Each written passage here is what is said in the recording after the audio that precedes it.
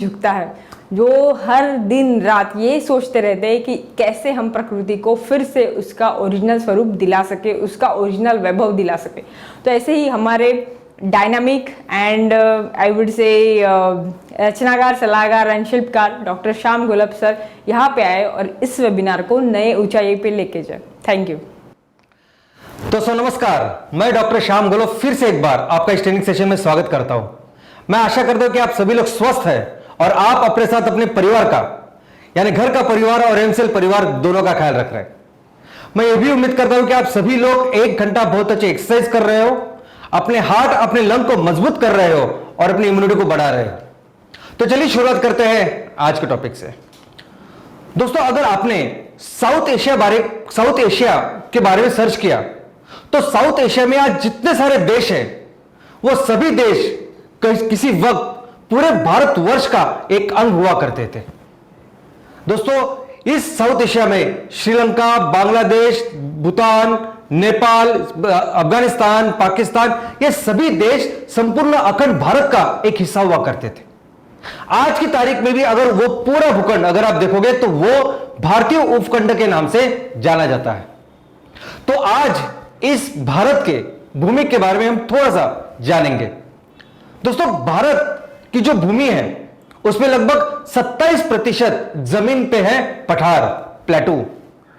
लगभग 30% जमीन पे है माउंटेन्स, पहाड़, और लगभग 43% जमीन पे है मैदान।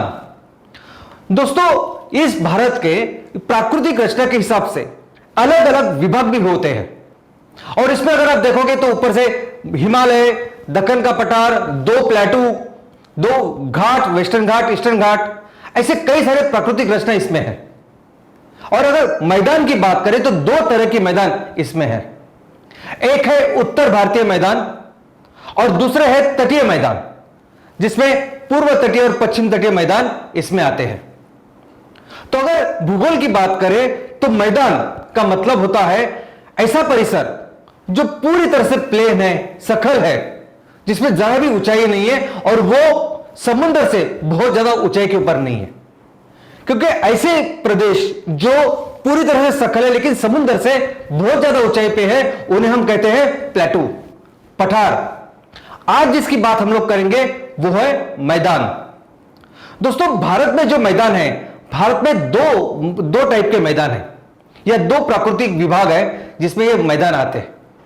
एक तो है उत्तर भारतीय मैदान, जिसे हम ग्रेट इंडियन प्लेन्स भी कहते हैं, और नीचे साउथ में है पश्चिमी और पूर्व तटीय मैदान।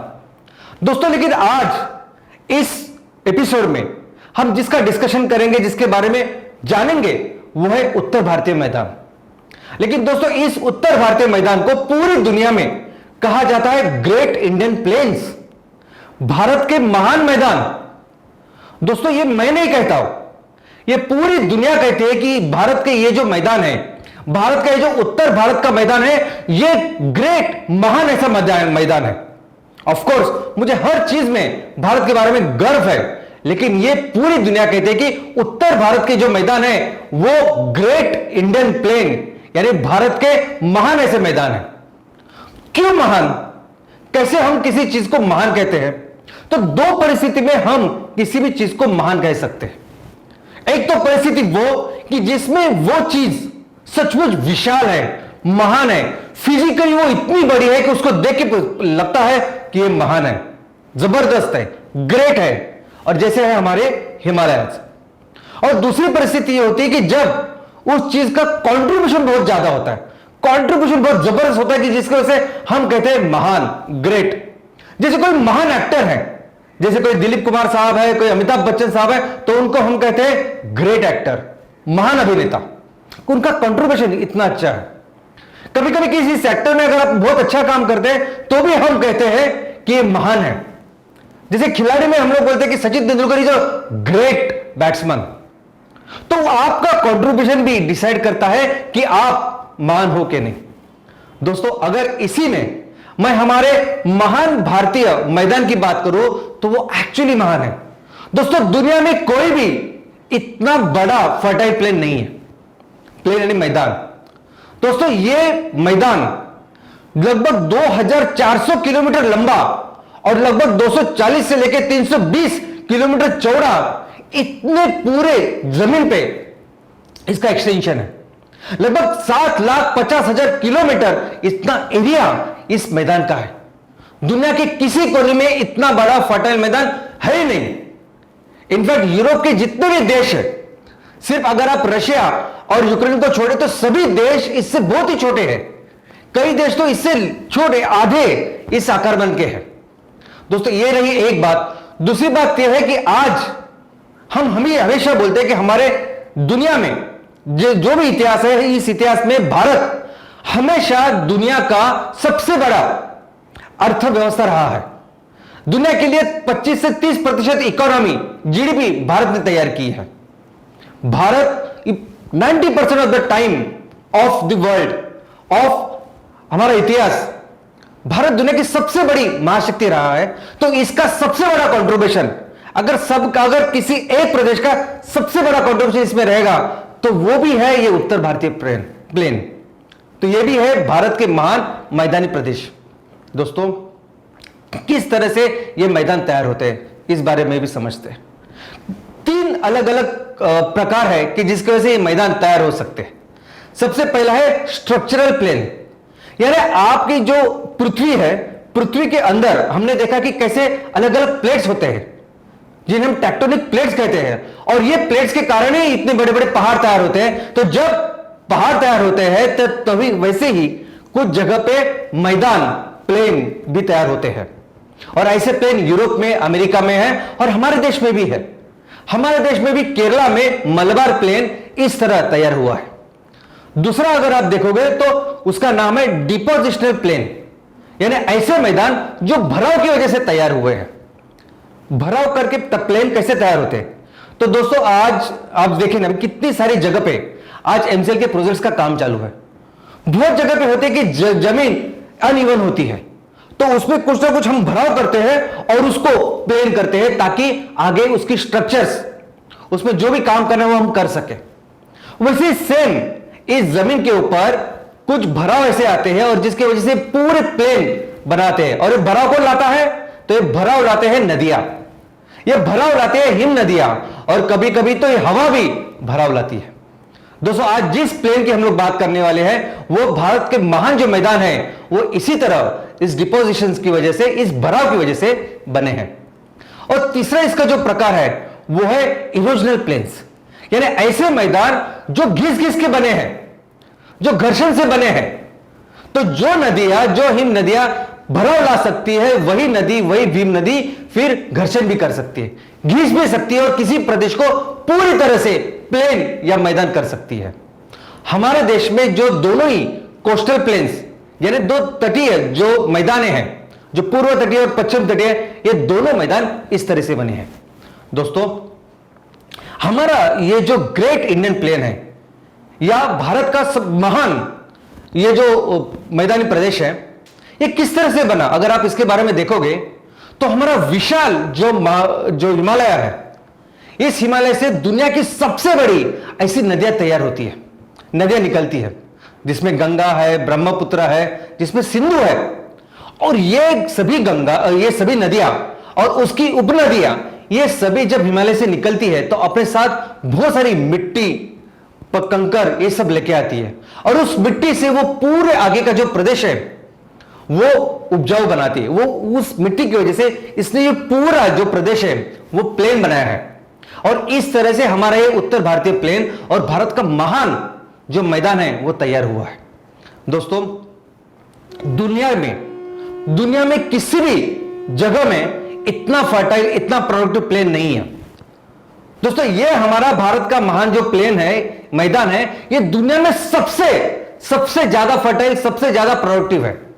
अभी आप कहेंगे आपको तो बहुत ज्यादा फक्र है, ऐसे कैसे आप हर चीज को ज्यादा बोलते हैं, ऐसा कैसे हो सकता है कि भारत का ये प्लेन दुनिया का सबसे बड़ा, सबसे महान प्लेन है? तो एक तो बात है कि मुझे बहुत गर्व है हर चीज के ऊपर, लेकिन आज मैं जो बोल रहा हूं इसके पीछे साइंटिफिक रीजन है, टेक्निकल रीजन है। वो क्या? तो मैं आपको बताता हूं। दोस्तों, सबसे पहले मैं आपको बता दूं कि जो मिट्टी, ये सब नदियां जिन्होंने लाई है और ये पूरा प्रदेश तैयार किया है, ये मिट्टी इतनी बढ़िया मिट्टी है, इसमें बहुत सही कॉम्बिनेशन है।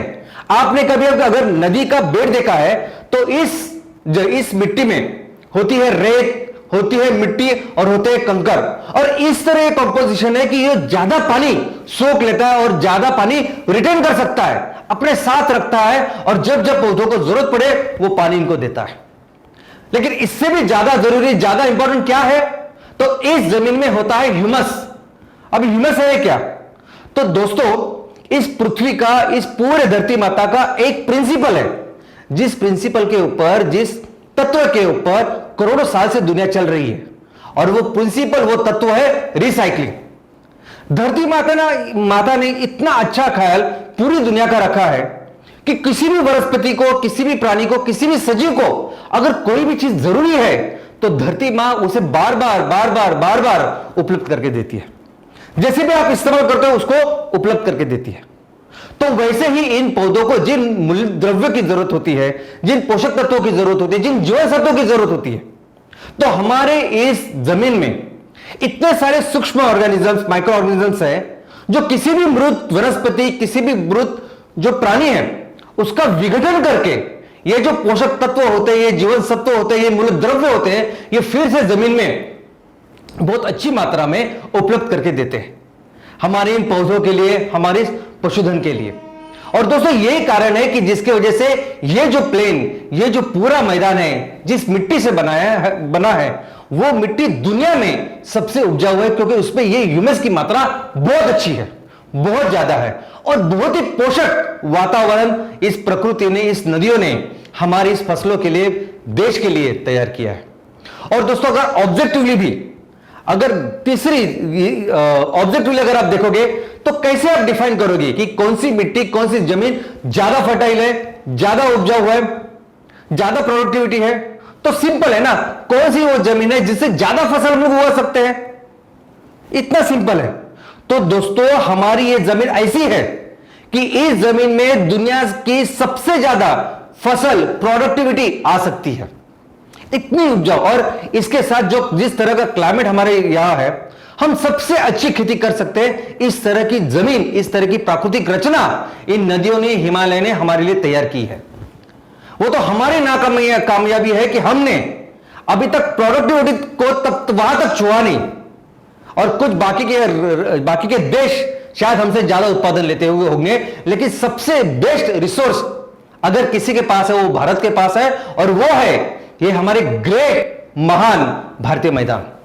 दोस्तों, इस भारतीय मैदान के कुछ वर्गीकरण भी हम लोग करते हैं। कैसा वर्गीकरण? तो सबसे पहले मैं आपको बता दूं कि पहला जो वर्गीकरण है वो किस तरह की मिट्टी है, उस मिट्टी के कंपोजिशन के ऊपर यह वर्गीकरण है। आप देख सकते हैं कि जैसे ये हिमालय है, हिमालय से कैसे नदियां आती है, और नदियां अपने साथ कई सारी चीजें लाती है। पत्थर लेके आती है, मिट्टी लेके आती है, रेत लेके आती है। और हमेशा आप जब भी कोई सामान लेके चलते हो तो सबसे पहले जो हेवी, जो बहुत ज्यादा भारी सामान होता है उसको हम लोग छोड़ देते हैं, बाद में और हल्का लेके जाते हैं, बाद में और आगे और हल्का लेके जाते हैं। वैसी रचना इस पूरे प्रदेश की है। चलिए देखते हैं। सबसे पहला जो बेल्ट है उसे कहते हैं भाबर बेल्ट। ये भाबर बेल्ट आप देख सकते हैं कि ये हमारे हिमालय के जो बेस है उसको लग के वो बेल्ट है। इस बेल्ट में ज्यादातर के पत्थर है, बड़े बड़े पत्थर है जो नदी अपने साथ लाती है और यहां छोड़ती है। ये पत्थर ज्यादा होने के कारण हम लोग ज्यादा खेती इसमें नहीं कर सकते, लेकिन बहुत बड़े वृक्ष, पेड़ इसमें है, बहुत घने जंगल इसमें है, और ऐसे पेड़ की जिनकी जड़ें बहुत स्ट्रांग और नीचे तक है। दूसरा जो बेल्ट है उसका नाम है तेराई। तेराई का मतलब ही है, तेराई जो शब्द है इसका मतलब है दलदल। तो दलदल की जमीन वाला ये बेल्ट है जो बहुत ही फर्टाइल, जो बहुत ही उपजाऊ है। इसमें हर तरह की घास आती है, हर तरह के प्रोडक्टिविटी या फसल हम लोग इसमें लेते हैं। आगे का जो बेल्ट है वो है भांगर बेल्ट। दोस्तों, इस पूरे जो हमारा महान जो मैदान है उसमें मैक्सिमम जो बेल्ट है वो ये है, क्योंकि इसमें सबसे ज्यादा हम लोग फसल लेते हैं, सबसे ज्यादा प्रोडक्टिविटी इस बेल्ट में है। और आखिर में जो सबसे बेल्ट है वो है खदार बेल्ट। नदियों के दोनों तट के ऊपर यह बेल्ट तैयार होता है। दोस्तों इसके अलावा एक दूसरा भी क्लासिफिकेशन, एक दूसरा वर्गीकरण है। ये हमारे महान जो मैदान है वो किस एरिया में है, उस एरिया के हिसाब से इस प्लेन का नाम हुआ है। जैसे राजस्थान का प्लेन, राजस्थान का मैदान, पंजाब हरियाणा का मैदान, दिल्ली का मैदान, यूपी का मैदान, बिहार का मैदान, वेस्ट बंगाल का मैदान और आसाम का मैदान। इसके अलावा और एक वर्गीकरण और एक क्लासिफिकेशन भी है। दोस्तों हमने देखा कि किस तरह से दुनिया की 3 बड़ी नदियों ने इस पूरे प्लेन को बनाया है, इस मैदान को बनाया है। तो ये तीनों नदियां और उनकी उपनदियां बनके जो प्रदेश होता है उसके हिसाब से इसका वर्गीकरण है। तो सबसे पहले है सिंधु का प्लेन। सिंधु नदी और उसके कई सारे उपनदियां मिलके बनाती है ये मैदान, ये प्लेन। और आप देख सकते हैं कि इसका भाग भारत में भी है और बहुत सारा भाग पाकिस्तान में भी है। इसके अलावा है हमारा गंगा का प्लेन, गंगा का मैदान। गंगा नदी और गंगा के साथ कई सारी उपनदियां, ट्रिब्यूटरीज बनके बनता है विशाल गंगा का मैदान। और तीसरा है ब्रह्मपुत्र का मैदान। ब्रह्मपुत्र वो भी नदी और उसके साथ कई सारी उपनदियां बनाती है इस प्लेन को, मैदान को। दोस्तों तो इस प्लेन का, ये इस मैदान का हमारे देश के ऊपर, हमारे देश में क्या महत्व है, चलिए समझते हैं। सबसे पहले मैं आपको बता दूं कि पहले तो हम लोग इकोनॉमिक एंगल से देखते हैं। दोस्तों हम सभी जानते हैं कि हमारी इस पूरे इतिहास में जब से दुनिया में सिविलाइजेशन की शुरुआत हुई है, जब से मनुष्य एक जगह बैठ के बस्ती करने लगा है, एक गांव शहरों का, समाज का विकास हुआ है, उस पूरे इतिहास में अगर इकोनॉमी की बात करें तो इस पूरे कालखंड में भारत विश्व का नेता रहा है। 90% ऑफ द टाइम भारत दुनिया की सबसे बड़ी अर्थव्यवस्था रहा है। भारत दुनिया के लिए 25 से 30% जीडीपी यानी इनकम यानी कमाई कर रहा था। और इसके लिए ये पूरी अर्थव्यवस्था को आगे बढ़ाने के लिए अगर सबसे ज्यादा किसी का कंट्रीब्यूशन है तो वो है हमारे ये महान मैदान। हाँ दोस्तों, यानी अगर मैन्युफैक्चरिंग की बात करेंगे आप तो मैन्युफैक्चरिंग में दुनिया की जो 25% से लेके 40% जो मैन्युफैक्चरिंग है वो भारत किया करता था। और कौन करता था भारत में? तो ये हमारे महान प्लेन, ये महान मैदान। दोस्तों एग्रीकल्चर में तो हम सबसे श्रेष्ठ है, ये आपने देखा और हमेशा से रहे। तो एग्रीकल्चर, पशुधन में, पशुपालन में हम बहुत ही अच्छा काम करते थे। लेकिन मैन्युफैक्चरिंग की जहां बात आती है, और मैं ये प्राचीन भारत की और ये मध्ययुगीन भारत की बात कर रहा हूं, तो वस्त्र हो, शिप मेकिंग, यानी दुनिया के सबसे बड़े जहाज भारत में बनते थे। आज भी अगर आप देखोगे तो कई सारे शहर जिनको वो प्राचीन इतिहास है, ऐसे सभी शहर आज भी उनके इस चीज के लिए जाने जाते हैं। काशी, वाराणसी, मथुरा, ये ऐसे कुछ शहर है कि जो बहुत काफी सालों से अपनी इस औद्योगिक चीजों के लिए फेमस है। दोस्तों इसके अलावा अगर कोई भी चीज, अगर आप हैंडीक्राफ्ट की बात करो तो आज भी यहां के जो वस्त्र है, यहां की जो कला कौशल है, वो पूरी दुनिया में फेमस है। दोस्तों इस सभी का जो सिग्निफिकेंस है वो हमारे इस नॉर्थ इंडियन प्लेन की वजह से है। इसके अलावा अगर आप देखोगे तो ये पूरा जो प्रदेश है, ये पूरे जो हमारे महान मैदान है, इसमें कुछ ऐसे शहर थे जो दुनिया के सबसे अमीर शहर थे। आप सोच नहीं सकते कि हमारी इकोनॉमी इतनी आगे थी। ये पूरा जो प्रदेश जिसको भारत का महान मैदान कहते हैं, ये महान मैदान इतना जबरदस्त, इतना डेवलप था, उनके शहरें इतने डेवलप थी कि हम किसी के साथ कंपैरिजन ही नहीं कर सकते। सबसे पहले एक जो यूरोपियन या गोरा आदमी कह सकते जो पहली बार भारत में आया और उन्होंने देखा कि इतनी बड़ी समृद्धि, वो चौंक गया। उसने कभी भी सोचा भी नहीं था कि दुनिया में कोई भी शहर इतना अमीर, इतना समृद्ध हो सकता था। और ऐसे ही लोगों ने फिर वहां पे जाके बहुत सारी चीजें लिखी, अपने लोगों को बताई और उसके बाद इतने सारे लोग भारत में आना चालू हुए। दोस्तों बस पूरे दुनिया की जो सबसे प्राचीन संस्कृति है उसकी भी शुरुआत इस हमारे नॉर्थ इंडियन प्लेन में या भारत के महान मैदानों में हुई। ये हड़प्पा मोहनजोदड़ो जिसकी बात हम हमेशा करते हैं, ये दुनिया के सबसे पुराने ऐसे सिविलाइजेशन में जो है एक है, उसकी भी शुरुआत यहां हुई। और ऑब्वियसली उन्हीं कारणों से जिन जिन कारणों का जिक्र अभी मैंने किया। दोस्तों हड़प्पा मोहनजोदड़ो ये इतने विकसित उस टाइम के सिविलाइजेशन थे कि उसका कंपैरिजन बाकी किसी सिविलाइजेशन के साथ हो ही नहीं सकता। यानी सिर्फ हड़प्पा मोहनजोदड़ो नहीं, लेकिन चाइनीज से लेके, इजिप्ट से लेके, मेसोपोटामियन, ऐसे अलग अलग संस्कृतियां, अलग अलग सिविलाइजेशन इस दौरान थी, बाद में बढ़ी। लेकिन जहां हड़प्पा और मोहनजोदड़ो थी उसका कंपैरिजन ही नहीं हो सकता। यानी आज की तारीख में अगर आप देखोगे तो कोई भी अफ्रीका का या एशिया का कोई भी सबसे पिछड़ा हुआ ऐसा देश लेते हैं और उसका अगर कंपैरिजन करना हो अमेरिका के साथ, जापान के साथ, तो जैसे तुलना होगी वैसे भी तुलना नहीं कर सकते, इतना आगे ये हड़प्पा मोहनजोदड़ो ये हमारा उत्तर भारतीय मैदान था। यानी कोई सोच भी नहीं सकता था जब नगर रचना, ऐसे रास्ते, इनको ड्रेनेज, जो स्टोरेज है उसकी व्यवस्था, ये पूरी चीजें अनाकलीय थी। जब बाकी के जगह पे मनुष्य सिर्फ थोड़ा सा मैक्सिमम पशु जैसे ही काम कर रहा था, वहां हमने इतनी तरक्की की थी।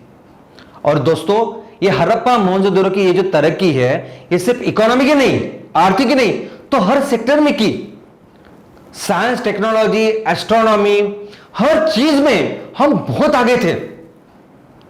दोस्तों अगर आप देखोगे तो पूरी दुनिया के मैक्सिमम ऑलमोस्ट सभी विश्वविद्यालय भारत में थे।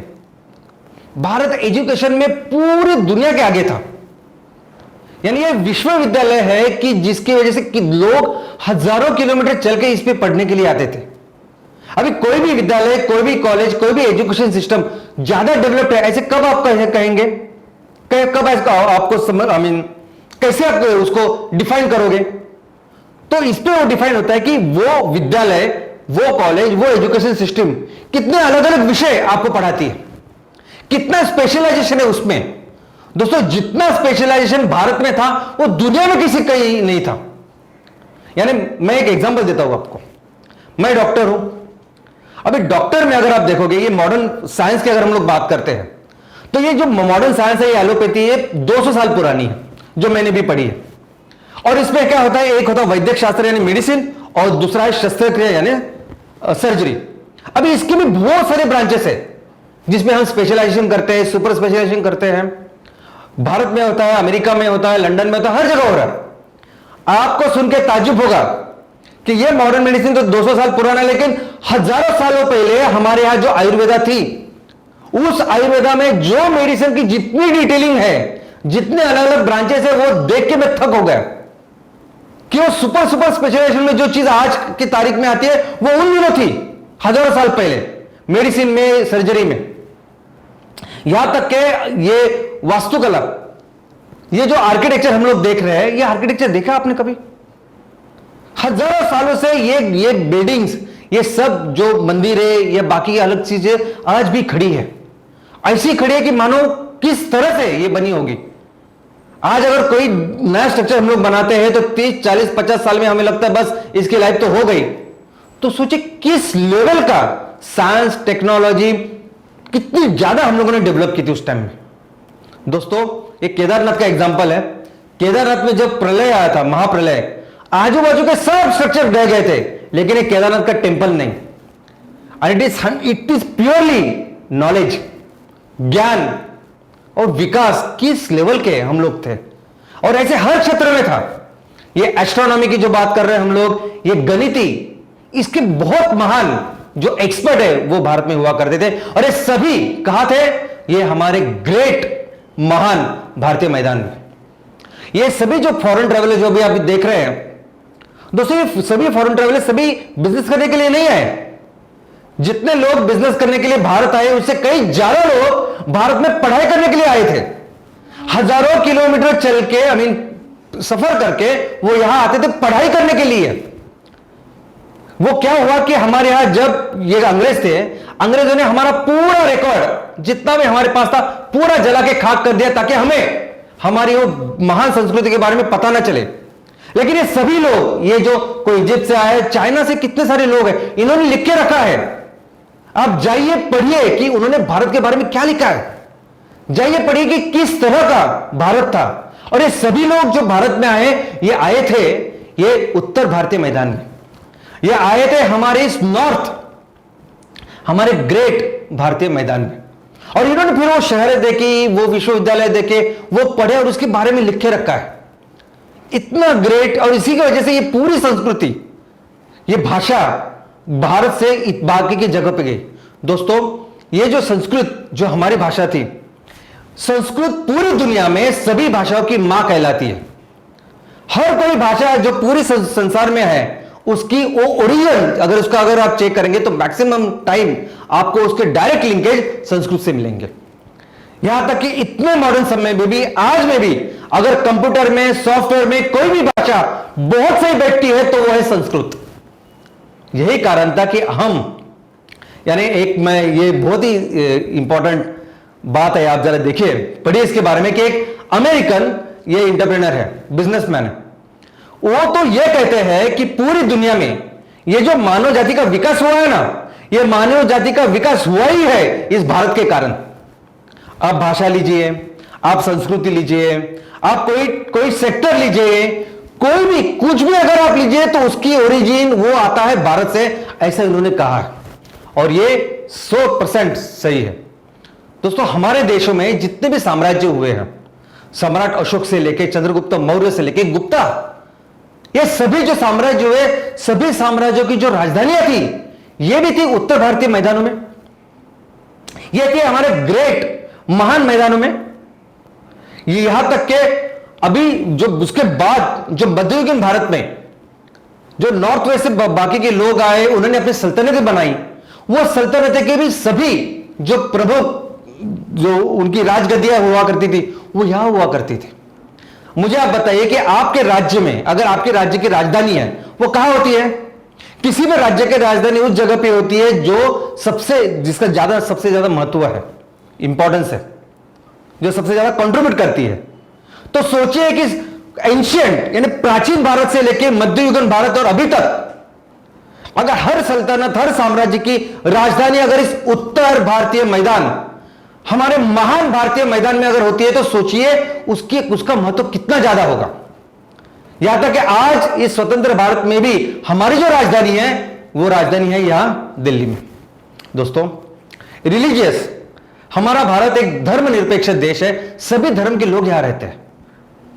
लेकिन जो सबसे ज्यादा लोग जिसके वो हिंदू धर्म के ये भूमि तो सबसे पवित्र भूमि ऐसे कहते हैं। चार धाम हो या कई ऐसे पवित्र मंदिरें, वो यहां उत्तर भारत में है। दोस्तों, इसके अलावा बुद्धिज्म, बुद्ध धर्म की शुरुआत इस जगह पे हुई, इस भारत के महान मैदान में हुई, और यहीं से यह धर्म पूरी दुनिया में फैला। दोस्तों, आर्यव्रत की भी शुरुआत यहीं से हुई, उत्तर भारतीय प्लेन से। यह रामायण महाभारत जो हमारे देश के संस्कृति के एक अभिन्न हिस्से है, यह घटना एक्चुअली इस सबसे कुशल मंगल, सबसे सुफलाम ऐसी जगह पे हुई। दोस्तों, कल्चरली भी ये जगह बहुत बहुत इंपॉर्टेंट है। हम ऐसा कहा जाता है कि हमारे देश में जितनी भी संस्कृतियां हैं, ये सभी संस्कृतियों का जन्म हमारे इस ग्रेट, ये महान भारतीय मैदान में हुआ है। दोस्तों, और सोचिए कि अगर ऐसी जगह कि जहां कुदरत इतना भर भर के दिया है, इतने जंगल उसमें घने हैं, उपजाऊ जमीन है, पानी इतना ज्यादा है, तो उसमें बायोडाइवर्सिटी या जैव विविधता भी कितनी होगी। तो इस जगह में जैव विविधता भी बहुत ज्यादा है। यानी भारत में सबसे ज्यादा, जितनी भी ज्यादा जैव विविधता, चाहे वो वनस्पति में हो, प्राणी में हो, अलग अलग जीवों में हो, ये सभी यहां पाई जाती है। अगर आप प्राणियों की बात करें तो राइनासोर्स, एलिफेंट्स, एंटलॉप, ये सभी यहां पाए जाते हैं। अगर आप पक्षियों की बात करें तो किंगफिशर से लेके कई सारे वल्चर्स, ओल यहां पाए जाते हैं। दोस्तों, लेकिन और आज की तारीख में अगर बात करें, यानी मैं अभी तक सिर्फ प्राचीन और मध्ययुगीन भारत की कालखंड की बात कर रहा हूं, लेकिन आज की तारीख में भी अगर आप देखोगे तो भारत एक ऐसा देश जो दुनिया की सबसे बड़ी दूसरी आबादी है, और बहुत जल्दी हम लोग पहले आबादी नंबर 1 पे आ जाएंगे। इतनी आबादी हमारे देश में है। इस सभी आबादी के लिए 60% अनाज खाना अगर कोई बनाता है तो वह है हमारे महान मैदान। और पॉपुलेशन, दोस्तों, सबसे ज्यादा डेंस, ज्यादा लोग रहने वाला प्रदेश यही है। और आज से नहीं, वो हड़प्पा मोहनजोदड़ो से है। यानी एक तरफ हड़प्पा मोहनजोदड़ो और बाकी के दूसरे सभी जो सिविलाइजेशन वो एक तरफ थी, कंपैरिजन ही नहीं था। ये भूमि हमेशा से इतनी सुजलाम सुफलाम है कि बहुत सारे लोग, मैक्सिमम लोग यहां रहते हैं। आज की तारीख में भी 40% से ज्यादा लोग इस प्रदेश में रहते हैं। पॉलिटिकल इंपॉर्टेंस दोस्तों, मैंने तो आपको बताया कि हर सल्तनत, हर साम्राज्य जो इस भारत में बना, उसके जो प्रमुख, उसके राजगद्दियां, उसकी राजधानियां, वो सभी इसी उत्तर भारतीय प्लेन में थी। लेकिन आज भी बात करें, आज भी स्वतंत्र भारत में हम लोग रह रहे हैं। हमारे संविधान की जो रचना है उसके हिसाब से सभी लोग अपना मतदान देते हैं, मत देते हैं, और जो लोग प्रतिनिधि चुन के आते हैं वो केंद्र सरकार बनाते हैं। तो आज की तारीख में भी जो भारत सरकार चलाते हैं वो लोग प्रतिनिधि जिन मतदारों के द्वारा चुन के आते हैं, अपनी सरकार बनाते हैं, वो मैक्सिमम लोग, वो मैक्सिमम मतदार वो यहां इस बेल्ट में रहते हैं। ऐसे कहते हैं कि जो पार्टी इस प्रदेश में अच्छा काम करती है वही पार्टी आगे केंद्र सरकार में अपनी सरकार बनाती है। दोस्तों, मैं इकोनॉमी की अगर बात करूं तो आज भी इकोनॉमी में इस प्रदेश का महत्व बहुत ज्यादा है। यानी इसमें इतनी बड़ी बड़ी ऐसी नदी है कि यहां राष्ट्रीय जलमार्ग है, राष्ट्रीय जलमार्ग। यानी आपने अभी तक ये रोड्स के बारे में सुना है, तो रोड्स के ऊपर होते हैं एक राज्य महामार्ग, फिर राष्ट्रीय महामार्ग, यानी नेशनल हाईवे, स्टेट हाईवे, ऐसा सब कुछ। लेकिन पानियों में, नदियों की पानी में हमारे जल महामार्ग है, राष्ट्रीय जलमार्ग है। 111 राष्ट्रीय जलमार्ग है भारत में। इतनी बड़ी बड़ी नदियां हमारे यहां, और मैक्सिमम जो नदियां है वो हमारे इस उत्तर भारतीय मैदान में है। और वो इतनी बड़ी बड़ी नदियां है कि ये जहाज जो सिर्फ समुद्र में नजर आते हैं, ये जहाज हमारी नदियों में भी वहां दिखते हैं। और इसके वजह से ट्रांसपोर्टेशन, इसकी वजह से कम्युनिकेशन और ये पूरा व्यापार हम लोग बहुत अच्छी तरीके से कर सकते हैं। इसके अलावा ये जो प्लेन होता है, वहां सड़कें बनाना आसान होता है, वहां ट्रेन का जो नेटवर्क है वो बनाना आसान होता है। इसलिए आज आप देखोगे कि पूरे भारत में सबसे ज्यादा रोड का, सबसे ज्यादा रेल का अगर नेटवर्क कहीं है तो वो आज भी इस उत्तर भारतीय मैदान में है। ये हमारे भारत के महान मैदान में है। दोस्तों, इसके अलावा ये प्रदेश हमेशा ही उद्योजक, इंडस्ट्री के लिए और कमर्शियल एक्टिविटीज के लिए बहुत हमेशा आगे रहा है। जैसे मैंने कहा, बहुत पुराने एग्जाम्पल जैसे काशी, वाराणसी, मथुरा से लेके आज भी कई सारे इंडस्ट्रियल सेंटर इस एरिया में है, क्योंकि इतने सारे इनपुट्स यहां मिलते हैं। चाहे अच्छी जमीन हो, चाहे पानी हो, जो चाहिए इनपुट्स यहां मिलते हैं। इसलिए आज भी कई सारे इंडस्ट्रियल सेंटर इस जगह में मौजूद है। दोस्तों, भारत पूरी दुनिया में जो समझा जाता है, पूरी दुनिया में हमारा 1 नंबर इरिगेशन में है। सबसे ज्यादा जमीन जिसको पानी मिलता है वो भारत के पास है। आज चाइना भारत से 3 गुना बड़ा है, अमेरिका भारत से 3 गुना बड़ा है, लेकिन उनके पास इतनी जमीन नहीं है कि वो खेती कर सके और उनको पानी मिले। उन दोनों से सबसे ज्यादा जमीन अपने पास है, और वो इसीलिए कि हमारे पास इस उत्तर भारतीय मैदान में इतनी इरिगेशन फैसिलिटीज है। और ये वो इरिगेशन फैसिलिटीज है कि जिसकी वजह से इतना सारा जो भू प्रदेश है वो उसको पानी मिलता है, और एक बहुत अच्छी एग्रीकल्चर, बहुत अच्छी इनकम, बहुत अच्छा व्यवसाय हम लोग कर सकते हैं। तो दोस्तों, ये तो रहा उसका इंपॉर्टेंस, कितने महान ये हमारे मैदान है। लेकिन इस मैदानों के साथ कुछ समस्याएं भी है। आज की तारीख में अगर हम इस प्रदेश की ओर देखें, आज अगर हम इस पूरे महान हमारे मैदानों की तरफ देखें तो बहुत कुछ गंभीर समस्या हमारे सामने दिखाई देती है, और उसमें सबसे इंपॉर्टेंट है ये। और दोस्तों, ये समस्या मुझे बताते वक्त बहुत बहुत बहुत ज्यादा दुख होता है और बहुत शर्म महसूस होती है। ऐसा प्रदेश जाने जिसने दुनिया को सबसे ज्यादा, सबसे समृद्ध इलाका दिया, सबसे समृद्ध ऐसी इकोनॉमी दी, ऐसा प्रदेश की जिसकी वजह से भारत ने पूरी दुनिया में नंबर 1 इकोनॉमी का काम किया। 90% ऑफ द टाइम ये पूरे उत्तर के ये जो मैदान है, ये जो पूरे इलाके जो हमने देखे, ये रिस्पॉन्सिबल थे। इनका कंट्रीब्यूशन था कि हम मैन्युफैक्चरिंग हो, एग्रीकल्चर हो, हर चीज में हम लोग अव्वल थे। और आज वही राज्य को, वो उसी प्रदेश में जो राज्य है उनको बीमारू स्टेट्स कहते हैं हम लोग, बीमारू स्टेट्स। आपको पता है बीमारू स्टेट्स क्या? सबसे पहले 1980 में यह शब्द आया। एक अर्थतज्ञ है, उस अर्थतज्ञ ने कहा कि भारत का विकास इसलिए नहीं हो रहा है, भारत की ग्रोथ अच्छी क्यों नहीं हो रही है, तो इस उत्तर भारतीय मैदान में जो राज्य है वो इतने पिछड़े हैं कि जो अभी भारत के ऊपर बोझ बन गए हैं। उत्तर प्रदेश, मध्य प्रदेश, बिहार, राजस्थान, ये सब जिनका इनकम भारत का जो नेशनल इनकम है एवरेज है उससे कम है ही, लेकिन सोशल पैरामीटर्स भी अगर आप देखोगे, यानी पढ़ाई, एजुकेशन, मेडिकल फैसिलिटी, बाकी के सोशल या फिजिकल इंफ्रास्ट्रक्चर, इसमें भी बहुत पीछे है। और यह कारण है, और इसलिए इनको कहा गया है बीमारू।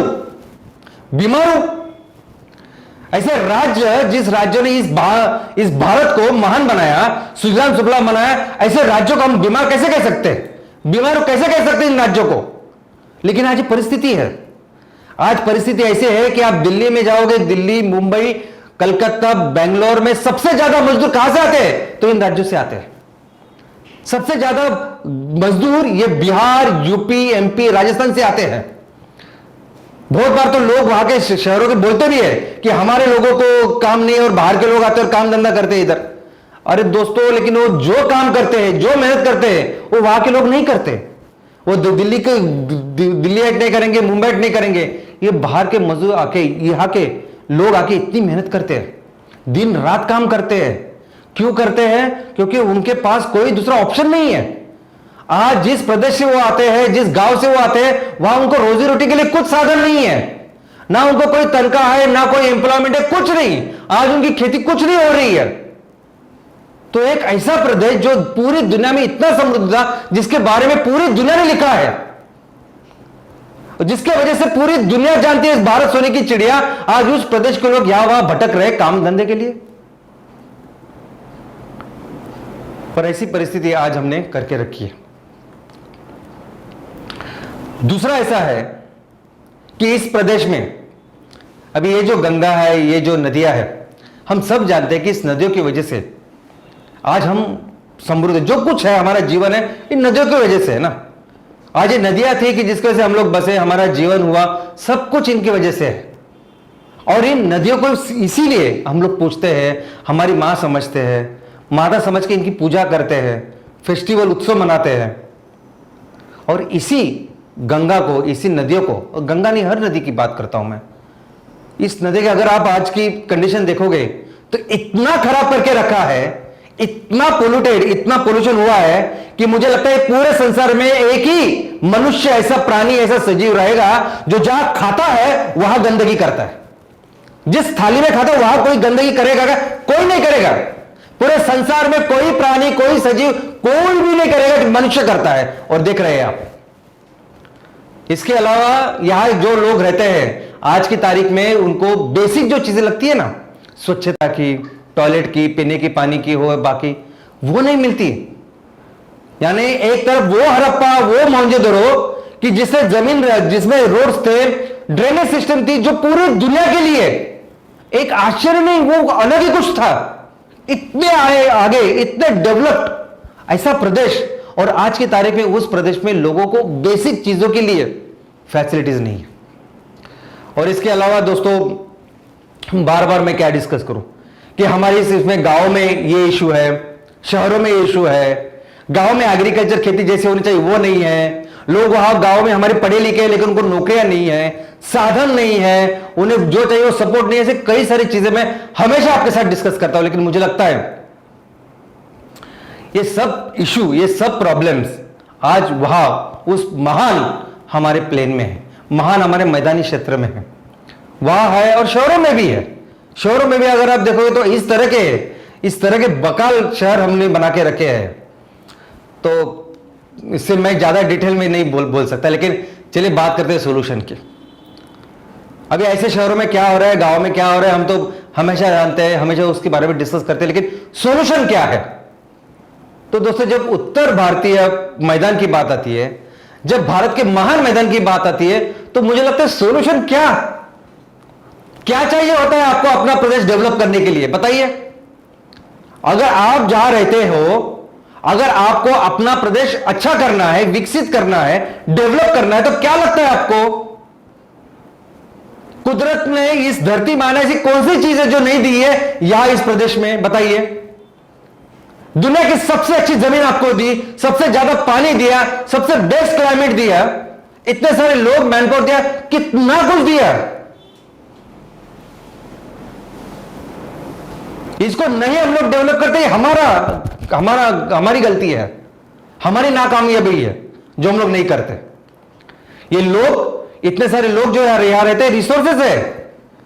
पूरी दुनिया में भारत यंग नेशन करके पहचाना जाता है, क्योंकि सबसे ज्यादा यंग पॉपुलेशन है अपने यहां।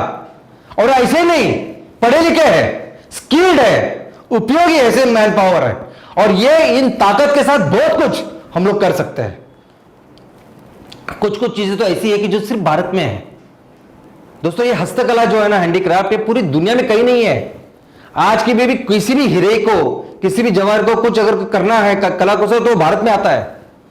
वहां से लेके इस मिट्टी तक किसी भी बात की अगर हैंडीक्राफ्ट ऐसे कला कौशल, हस्तकला है, तो वो सिर्फ और सिर्फ भारत में है। ये सबसे बड़ी ताकत है, कहीं किधर भी नहीं है पूरी दुनिया में। और मुझे बताइए, कौन सी इंडस्ट्री, अलग अलग तरह के 3 सेक्टर हम देखते हैं। प्राइमरी सेक्टर, जिसमें खेती है, पशुपालन है, ये बेस्ट पॉसिबल है ना हमारे यहां इस उत्तर भारतीय मैदान में। अगर आप फिशरीज की भी बात कर रहे हो, मच्छी की भी बात कर रहे हो, तो कितना बड़ा, जिस नदियों में सागर जैसे बड़े बड़े, इतने बड़े बड़े अगर जहाज घूमते हैं, उस ट्रांसपोर्टेशन होता है, तो वहां हम लोग अच्छी खेती नहीं, वो फिशरीज नहीं कर सकते। तो प्राइमरी सेक्टर की जो चीजें चाहिए ना, वो पूरा बिजनेस अच्छी तरीके से कर सकते हैं हम लोग यहां। उसके अलावा अगर मैन्युफैक्चरिंग, सेकेंडरी सेक्टर की अगर बात कर रहे हो, तो मैन्युफैक्चरिंग में क्या लगता है? रॉ मटेरियल लगता है ना, रॉ मटेरियल लगता है, मेटल लगता है, मिनरल्स लगता है। इसकी बड़ी बड़ी खदानें हैं यार। आपको एनर्जी लगती है, पावर लगती है, वो है यार। इससे अच्छा ट्रांसपोर्टेशन सिस्टम, इससे अच्छा रेलवे, रोड सिस्टम कहीं नहीं। लोग चाहिए तो स्किल मैन पावर है आपको। पानी चाहिए, जितना पानी चाहिए, जितनी जमीन, सब कुछ दिया है। यानी चाइना आज मैन्युफैक्चरिंग में बहुत बड़ा काम कर रही है, हम सब देखते हैं। अरे ये पोटेंशियल है भारत का, हम लोग भी कर सकते हैं। कोई भी ऐसी चीज नहीं जो हम लोग नहीं कर सकते। और टर्शरी सेक्टर की बात करें, सर्विस की बात करें, तो भारत का क्या ब्रेन है, ये तो पूरी दुनिया जानती है ना। कितने बड़े बड़े जो कंपनियां, उसके सीईओ से लेके आईटी की सभी मैक्सिमम ग्रेट कंपनीज अपनी भारत में है। सब कुछ मुमकिन है, किसी भी सेक्टर में लीजिए, लेकिन किसी भी सेक्टर में बहुत अच्छा बिजनेस इस हमारे ग्रेट महान भारतीय मैदानों में हो सकता है। तो मुझे तो लगता है ना कि अगर सच में अगर हम लोग सोचे कि हमारे इस प्रदेश को, हमारे इस ग्रेट नॉर्थ इंडियन प्लेन को अगर फिर से समृद्ध करना है, फिर से इसको डेवलप करना है, तो क्या चाहिए बताइए मुझे। अगर आप अमेरिका से है, अगर आप जापान से है, आप हांगकांग से हो, आप यूरोप से है, किसी भी जगह से आप हो, किसी भी कोई भी दुनिया का डेवलप प्रदेश से अगर आप हो, तो मुझे बताइए ऐसी कौन सी चीज वहां है और यहां हमारे इस नॉर्थ इंडियन प्लेन में नहीं? ऐसी कौन सी चीज? एक भी चीज नहीं है दोस्तों। हो सकता है कि हमारे यहां ज्यादा है जो उनके पास नहीं है, कि बहुत सारी चीज ऐसी हो सकती है जो हमारे पास है सिर्फ उनके पास नहीं है, फिर भी वो डेवलप्ड है। तो ऐसी कोई भी बात नहीं है कि हम लोग यहां हमारे प्रदेश को, हमारे इस प्लेन को, मैदानों को विकसित नहीं कर सकते। सब कुछ मुमकिन है। इतना कुछ भर भर के इस मां ने, इस धरती मां ने, इस हमारे देश ने दिया है। तो इसीलिए अगर हम लोग फोकस करें, अगर हम लोग हमारे इस रिसोर्सेज के ऊपर काम करें, तो हम इस प्रदेश को फिर से आबाद कर सकते हैं। इस अगर इकोनॉमी के ऊपर डेवलप करें तो इकोनॉमी भी बहुत बहुत बेहतर कर सकते हैं। इतना पोटेंशियल है, इतनी कैपेबिलिटी नेचुरल है दोस्तों। और इसीलिए एमसीएल का जन्म हुआ है। एमसीएल कोई भी चीज ऐसी नहीं कर रही कि जो आपको पता नहीं, जो किसी को पता नहीं। कोई रॉकेट साइंस है, कोई पहली बार कोई कर रहा है, ऐसा कुछ नहीं कर रहे हम लोग। एमसीएल का बिल्कुल ऐसे कोई, एमसीएल तो इसी सोच के ऊपर, इसी विजन और मिशन के ऊपर बनी है कि जो काबिलियत हम में है, जो ताकत हम में है, जो स्ट्रेंथ हम में है, जो कुदरत ने, जो इस धरती माँ ने हमें दिया है, उसको अच्छी तरह से डेवलप करें, और सिर्फ उसको अच्छी तरह से डेवलप करें तो फिर से हम अपने देश को सुजलाम सुफलाम बना सकते हैं। और अगर मैं इस प्रदेश की बात करूं, अगर मैं इस मैदान की बात करूं, तो दोस्तों पूरे देश में इससे समृद्ध जो मैदान है वो नहीं हो सकता। दोस्तों, हमारे जो पूर्वजों ने, जो हमारे एंशिएंट प्राचीन भारत में रहते थे, उन्होंने मेहनत करके अपने इस प्रदेश को इतना अच्छा किया है कि सिर्फ प्रदेश को नहीं तो पूरे देश को दुनिया का सबसे बड़ा नेतृत्व करने वाला देश बनाया। सबसे बड़ी इकोनॉमी है, सबसे बड़ी, सब सेक्टर में हम लोग कितने आगे थे। ये सभी काम पूर्वजों ने इसलिए कर पाए क्योंकि उन्होंने अपनी चीजों के ऊपर फोकस किया और उन्होंने काम किया, मेहनत की। बस वही हमें करना है। आज अगर मैं उत्तर भारतीय प्लेन या मैदानों की बात करूं, ये महान मैदानों की बात करूं, तो दोस्तों इसमें इतना पोटेंशियल है कि हम लोग सब मिलके अगर इसके ऊपर फोकस करें, हमारी इस मां के ऊपर, हमारी इस धरती, लोगों के ऊपर, गांवों के ऊपर फोकस करें, तो फिर से हम पूरे देश में इस एरिया को, इस प्लेन्स को, इस मैदान को दुनिया के, भारत के नहीं तो पूरे दुनिया के सबसे समृद्ध, सबसे डेवलप्ड ऐसा प्रदेश बना सकते हैं। और ये करते हैं, ये करना है। तो चलिए और फिर से भारत को दुनिया की सबसे बड़ी अर्थव्यवस्था बनाते हैं। धन्यवाद।